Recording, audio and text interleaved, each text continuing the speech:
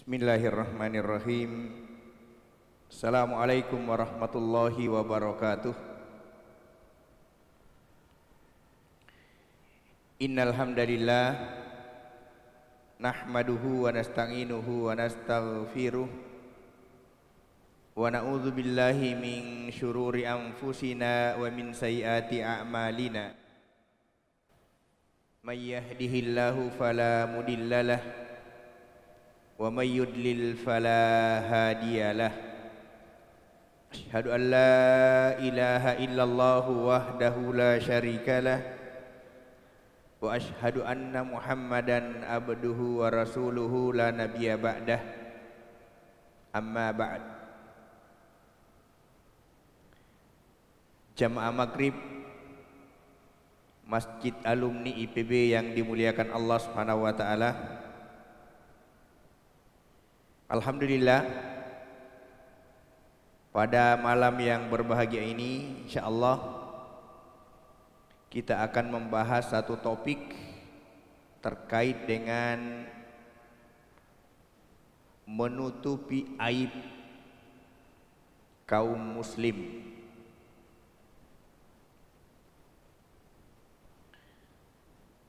Topik ini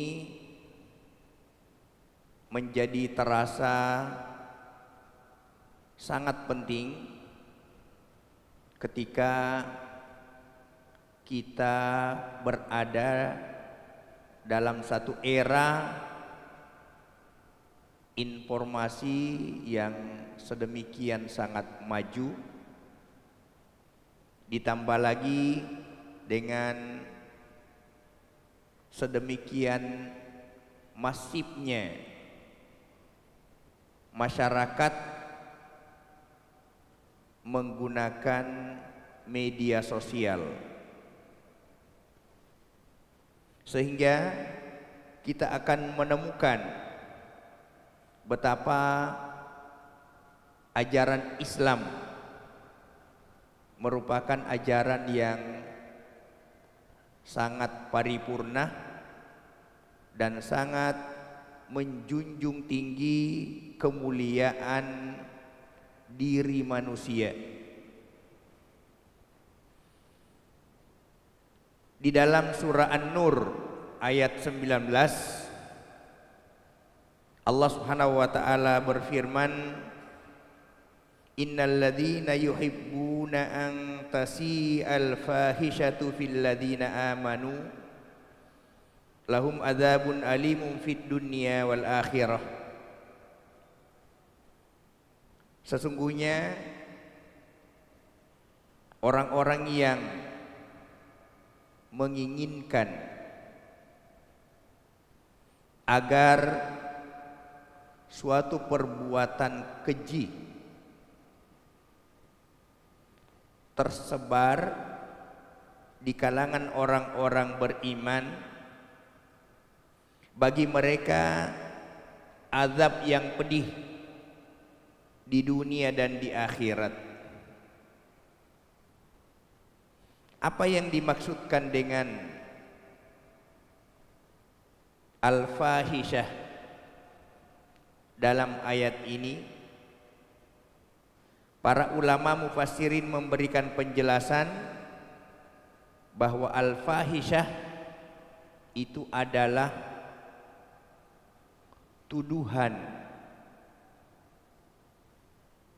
perbuatan keji yang dilakukan oleh seseorang, termasuk di dalamnya adalah tuduhan seseorang melakukan perbuatan zina.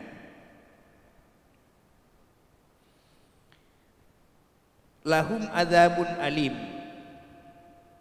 bagi mereka ada azab yang sangat pedih di dunia. Apa azab yang pedih di dunia? Di dalam Islam menuduh seseorang melaksanakan perbuatan zina maka diwajibkan untuk mendatangkan 4 orang saksi. Kalau tidak, maka dia akan dijatuhi hukuman had sebanyak 80 kali. Samanina jaldah. Di akhirat dia akan mendapatkan azab yang sangat pedih, berupa dia akan dimasukkan ke dalam neraka. Na'udzubillahi min dzalik. Nah, oleh karena itu maka kita wajib berhati-hati, terutama menjaga lisan kita. Lisan ini adalah bagian dari tubuh kita yang diminta oleh Rasulullah sallallahu alaihi wasallam untuk berhati-hati. Kenapa? Karena di antara pintu-pintu dosa banyak diakibatkan oleh lisannya manusia. Lisan ini sesuatu yang sangat mudah untuk mengucapkan sesuatu. Oleh karena itu maka Allah dan Rasul-Nya mengingatkan kepada kita agar berhati-hati dengan lisan ini. Di kalangan orang Melayu kita diingatkan bahwa lisan manusia itu, lidah manusia itu tak bertulang. Karena dia tidak bertulang, maka dia begitu mudah, begitu lancar, bahkan fasih. Kalau fasih dalam melafadzkan kebaikan, dia akan bernilai pahala di sisi Allah.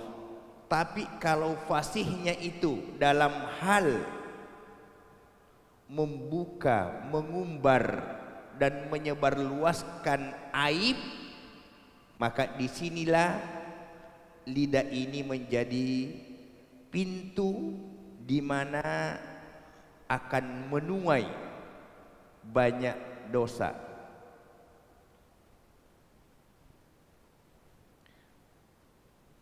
Jamaah yang dimuliakan Allah Subhanahu wa taala,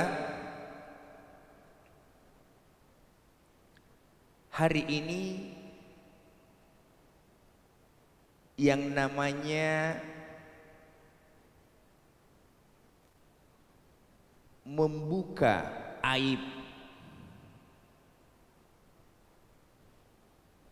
tidak hanya sekedar sebatas kita ngomong, kita bersuara, tetapi ada media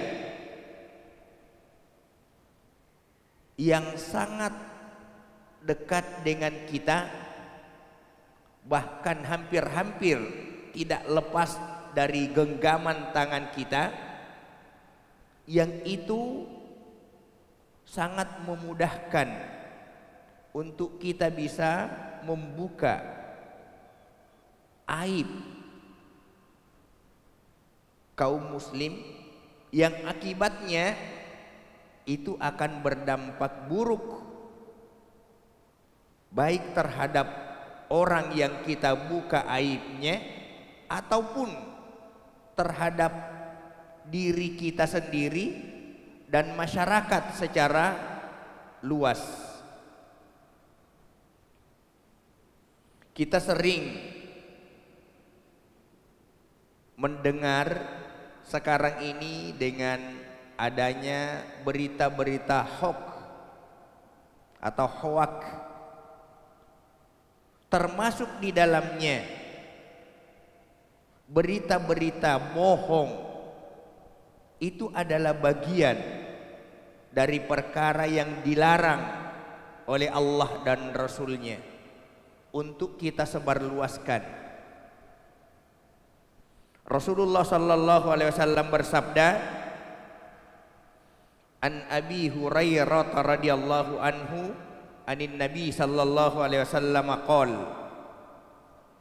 la yasturu abdun abdan fid dunya illa satarahullahu yaumal qiyamah. Rawahu Muslim. Dari Abu Hurairah radhiyallahu an, Rasulullah sallallahu alaihi wasallam bersabda, tidaklah seorang hamba menutup aib sesama hamba di dunia. Jadi ditegaskan oleh Nabi di dunia, illa kecuali satarahullahu yaumal qiyamah, maka dia akan ditutupi aibnya oleh Allah Subhanahu wa taala di hari kiamat. Jadi apa itu aib? Aib itu adalah cacat. Aba yang ibu aiban. Cacat. Cacat dalam apa? Cacat dalam perilaku. Cacat dalam sifat. Jadi aib bukan cacat fisik, tapi aib adalah cacat sifat. Sifatnya adalah sifat yang tercela. Perbuatannya adalah perbuatan yang tercela.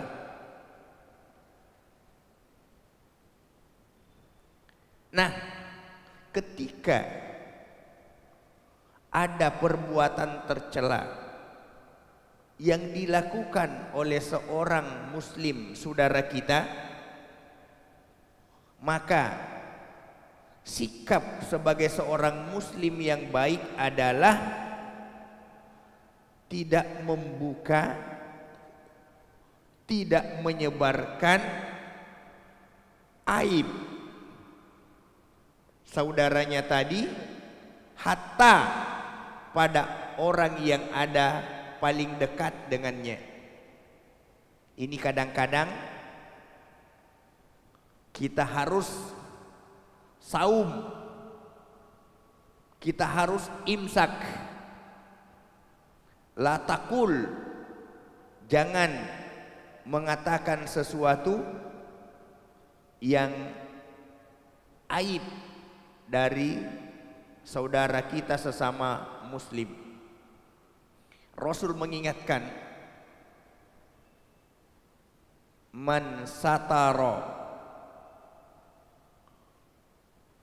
siapa orang yang menutupi aibu akhahu muslim, satarahullahu yaumal qiyamah. Rawahu Ahmad. Siapa orang yang menutup aib saudaranya sesama muslim, maka Allah akan menutup aibnya di hari kiamat. Ini luar biasa. Mengapa disebut luar biasa? Karena ketika kita mengetahui bahwa ada aib, ada cacat, ada celah, ada noda dalam sikap perilaku seseorang, maka kita diperintahkan untuk menahan diri. Diperintahkan untuk menahan diri, untuk tidak membuka, untuk tidak menyebarluaskan sifat tercela atau perbuatan tercela yang dilakukan oleh saudara kita sesama muslim. Nah, oleh karena itu, maka ketika ada seseorang yang melaksanakan suatu perbuatan, maka bagi kita sebagai sesama muslim diingatkan oleh Rasulullah sallallahu alaihi wasallam, "Man kana yu'minu billahi wal yaumil akhir." Siapa orang yang beriman kepada Allah dan hari akhir, falyakul khair, maka hendaklah dia berkata yang baik, aw liyasmut, atau diam. Termasuk di dalamnya adalah berlatih untuk mampu mendiamkan, menutup dari aib atau sifat dan perbuatan yang tercela dari seseorang. Nah, kalau kita diperintahkan untuk menutup aib, cacat atau perbuatan tercelah dari seseorang, pertanyaannya adalah bagaimana kalau diri kita sendiri yang mengungkapkan, yang membeberkan aib yang kita perbuat sendiri. Nah, dalam hadis yang diriwayatkan oleh Imam Bukhari dan Muslim, orang seperti ini disebut oleh Nabi sebagai al-mujahirin. Mujahir. Mujahir itu artinya apa? Orang yang jahar, orang yang suka membuka dan menyebarkan aibnya sendiri. Ini luar biasa. Jadi rupanya ada orang yang suka membuka aibnya sendiri. Baik aib orang lain ataupun aib diri kita sendiri, itu ternyata diharamkan oleh Allah, diharamkan oleh Rasulnya untuk kita membuka dan menyebarkan sendiri. Saya katakan tadi bahwasanya mengapa kita harus berhati-hati, karena sekarang ini kita bisa memoto diri kita sendiri, selfie, kemudian kita upload, itu sudah bisa tersebar kemana-mana. Perbuatan seperti itu, sadar atau tidak, kalau dia bernilai sebagai perbuatan tercela, maka haram hukumnya untuk kita sebarluaskan. Yang diperintahkan untuk kita sebarluaskan itu adalah perbuatan-perbuatan terpuji, amal-amal yang akan memotivasi orang lain untuk beramal soleh, masuk dalam kategori sebagai bagian dari ad-da'watu ilallah, mengajak, menyeru untuk masuk ke dalam jalan yang ditunjukkan oleh Allah Subhanahu wa ta'ala. Ini yang diperintahkan. Tetapi kalau perbuatan yang kita lakukan itu adalah perbuatan tercela, perbuatan buruk, maka yang seperti ini tidak boleh di-share, tidak boleh di-upload. Jadi jamaah yang dimuliakan Allah Subhanahu wa ta'ala, setelah kita mendapatkan pengajaran dari Allah dan Rasulnya, maka mari kita berhati-hati agar tidak sembarangan men-share berita ataukah gambar, karena kita bisa masuk dalam kategori sebagai orang yang menyebarkan keharaman. Menyebarkan keharaman itu dosanya adalah dosa yang akan didapatkan di dunia dan di akhirat. Apa yang akan didapatkan di dunia? Yang akan didapatkan di dunia, mari kita lihat. Wa an Abi Hurairah radhiyallahu anhu qala sami'tu Rasulullah sallallahu alaihi wasallam yaqul kullu ummati mu'afa illal mujahirin. Semua umatku akan mendapatkan keselamatan kecuali al-mujahirin, jahar, yang menjaharkan aibnya,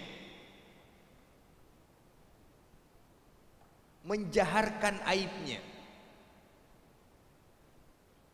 Wa inna minal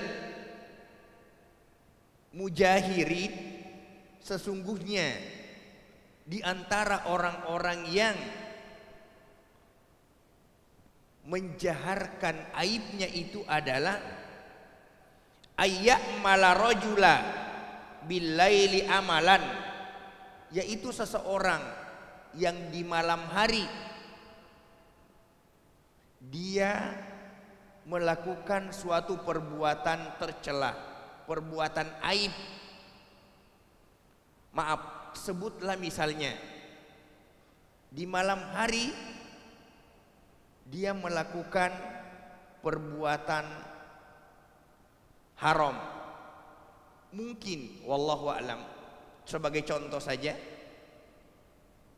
dia minum minuman khamar, contoh, lalu kemudian dianya sendiri yang mengupload, menyebarluaskan. Apalagi kalau kemudian dia merasa bangga dengan perbuatan haramnya itu, maka dua kali celaan yang diberikan oleh Allah pada dirinya. Apa yang diperbuatnya itu jelas dia telah jatuh dalam perbuatan yang diharamkan. Minum khamar adalah perbuatan haram. Mengupload moto, kemudian men-share, itu adalah jelas merupakan perbuatan haram.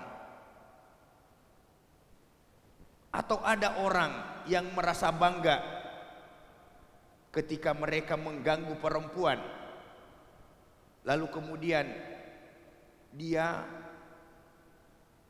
memotret, ini loh aku mengganggu perempuan, lalu kemudian di-share. Ini juga adalah merupakan bagian dari apa yang disebut dengan al-mujahirah, al-mujahirin, orang yang menampakkan perbuatan aibnya sendiri. Nah, bagaimana realitasnya? Nabi mengatakan, memberikan penjelasan tentang orang yang disebut dengan al-mujahirin tadi, yaitu orang yang di malam hari dia melakukan perbuatan aib, summa yusbiha, kemudian di pagi hari apa yang dilakukan di pagi hari? Dia mengekspos. Kalau sekarang ini, kalau kita lihat apa yang disampaikan oleh Nabi, ini masih punya jarak. Di malam hari dia melakukan perbuatan aib, di pagi hari dia menyebarluaskan sendiri. Kalau pada masa Nabi belum ada yang disebut dengan handphone, WA dan seterusnya.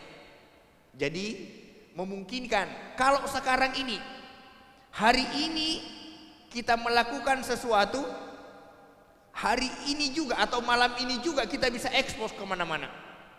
Bayangkan, Nabi mengatakan orang ini dia melakukan perbuatan tercela di malam hari, lalu kemudian di pagi hari dia sebarkan sendiri. Nah, sementara wa qad satarahullahu alaih, Allah telah menutup, Allah telah menutup aibnya, itu ditutup oleh Allah.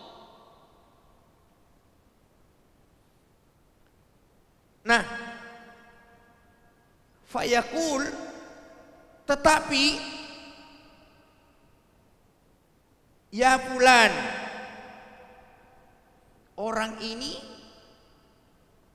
sedemikian mudah untuk menyebarkan sendiri, menyampaikan kepada si fulan. Jadi kalau dulu komunikasinya memang komunikasi verbal, mulut ke mulut. Bayangkan,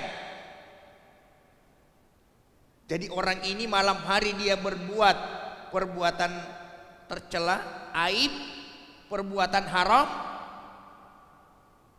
Pagi harinya dia menyampaikan kepada si fulan, ya fulan, alimtul barihah kada wa kada, wahai fulan, semalam aku melakukan perbuatan ini dan ini. Aku melakukan judi, aku meminum khamar, seolah-olah bangga dengan perbuatan dosa. Aku melakukan ini, aku melakukan ini. Nah, wa qad bata, padahal Allah Subhanahu wa taala sepanjang malam itu yasturuhu rabbuh, Allah telah menutupinya. Sepanjang perjalanan malam itu Allah telah menutupinya, ditutup sama Allah.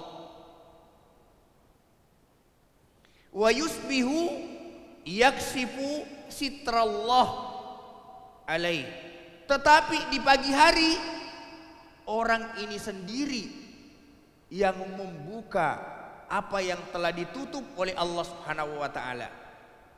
Orang seperti ini disebutkan oleh Rasulullah sallallahu alaihi wasallam sebagai orang yang sangat berat untuk mendapatkan pemaafan dari Allah Subhanahu wa taala. Allah ingin untuk menutup, Allah ingin untuk memaafkan, Allah ingin menyelamatkan, tapi dirinya sendiri yang membuka, yang menyebarkan. Orang seperti ini kemudian disebutkan oleh Allah akan jauh dari pemaafan, akan jauh dari hal-hal yang akan menyelamatkan dirinya di dunia dan di akhirat. Nah, oleh karena itu jamaah yang dimuliakan Allah Subhanahu wa taala, di antara dosa besar itu adalah termasuk di dalamnya membuka dan menyebarkan aib saudara kita, termasuk di dalamnya membuka dan menyebarkan aib diri kita sendiri. Jadi yang disebut dengan diri kita sendiri itu apa yang diperbuat oleh diri kita atau apa yang diperbuat oleh istri kita, apa yang diperbuat oleh anak kita. Ketika kita tahu bahwa ini adalah sesuatu aib, maka sikap seorang muslim yang baik itu adalah berusaha agar apa yang termasuk dalam kategori sebagai aib ini untuk tidak kita ekspos, tidak kita buka, dan kita tidak sebarluaskan. Baik, sebelum kita lanjut, jamaah yang dimuliakan Allah Subhanahu wa taala, kalau ada hal yang ingin dikonfirmasi atau ingin didiskusikan dari apa yang saya sampaikan dalam pengantar materi ini terkait dengan larangan membuka aib sesama saudara, termasuk di dalamnya larangan membuka aib diri kita sendiri. Tidak boleh membuka, tidak boleh menyebarkannya, baik itu melalui tulisan, melalui media sosial, ataupun melalui media-media cetak lainnya. Yang namanya aib itu tidak untuk diumbar, tidak untuk disebarluaskan, tetapi apa? Harus dijadikan sebagai sebuah perenungan, sebagai sebuah pertaubatan, sehingga kita berharap agar apa yang kita lakukan itu menjadi sesuatu yang menjadi pelajaran dan memberikan kesadaran agar kita berusaha apa yang kita perbuat itu menjadi pelajaran berharga untuk kita melakukan perbaikan diri.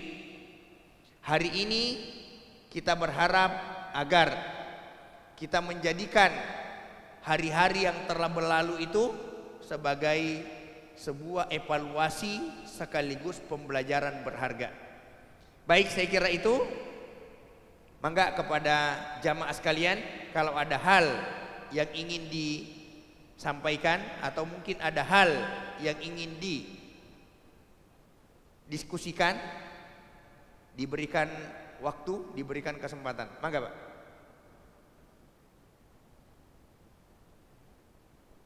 Ada di antara jamaah yang ingin menyampaikan sesuatu, disilakan. Baik, kalau tidak kita lanjut. Nah, Rasulullah Sallallahu Alaihi Wasallam mengingatkan dalam hadis yang diriwayatkan oleh Imam Bukhari, kalau ada di antara saudara kita atau termasuk diri kita yang pernah jatuh dalam perbuatan dosa, berbuat maksiat, maka kita dilarang untuk mencelah dan mencaci maki. Jadi ada larangan mencelah dan mencaci maki. Jadi kalau diri kita pernah jatuh dalam perbuatan dosa, perbuatan maksiat, berbuat aib, maka kita dilarang untuk mencaci maki diri kita sendiri, termasuk saudara kita. Tetapi bagaimana kalau sekiranya ada orang yang seperti tadi yang disebut oleh Rasulullah Sallallahu Alaihi Wasallam sebagai al-mujahirun, orang yang membuka aibnya sendiri? Maka di kalangan para ulama mengatakan, kalau kita menyebut bahwa dia berbuat aib, itu kita tidak dosa.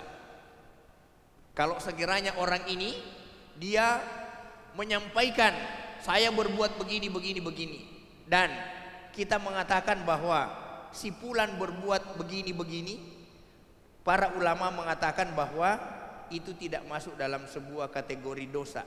Kenapa? Orangnya sendiri yang membuka aib dirinya. Jadi dari sini kemudian kita mendapat pelajaran berharga bahwa kita dilarang untuk membuka aib diri kita sendiri. Jadi ini penting. Mengapa kita dilarang untuk membuka aib orang? Karena ini merupakan bagian dari sebuah bentuk merendahkan dan menghinakan saudara kita. Termasuk di dalamnya kalau kita berbuat aib dan kita buka sendiri, menyebarkan sendiri, ini juga termasuk bagian dari mencela diri sendiri. Kita dilarang untuk mencela diri kita sendiri. Lalu apa yang diperintahkan? Yang diperintahkan adalah jadikan apa yang kita lakukan sebagai sebuah pelajaran untuk kita evaluasi dalam diri kita dan kita lakukan perbaikan. Kenapa? Karena kita adalah manusia. Kita itu tidak akan pernah bisa berubah jadi malaikat. Malaikat itulah yang tidak pernah jatuh dalam dosa. Tapi ingat, kita juga bukanlah iblis yang segala perbuatannya itu adalah durhaka kepada Allah. Jadi kita adalah manusia. Manusia ketika dia jatuh dalam dosa, maka harus banyak beristighfar dan bertobat kepada Allah Subhanahu wa taala. Baik, saya kira itu yang kita bisa sampaikan. Mari kita tutup dengan berdoa kepada Allah Subhanahu wa taala. Mudah-mudahan doa kita ini menjadi sesuatu yang memberikan keselamatan untuk diri kita, keselamatan untuk keluarga kita, dan keselamatan untuk saudara-saudara kita. Keselamatan buat kota kita, keselamatan buat negara kita, bahkan keselamatan untuk seluruh kaum muslim yang ada di belahan bumi manapun di bumi Allah ini. Jamaah yang berbahagia, mari kita berdoa kepada Allah Subhanahu wa taala. Mudah-mudahan malam ini menjadi sebuah malam di mana Allah Subhanahu wa taala membuka pintu taubatnya untuk kita semua, sehingga kita menjadi orang-orang yang dibukakan oleh Allah pintu-pintu taubat, pintu-pintu kebaikan, sehingga kita menjadi orang-orang yang memiliki tekad insyaallah hari ini akan menjadi lebih baik dari hari kemarin, dan hari-hari yang akan datang akan menjadi lebih baik daripada hari ini.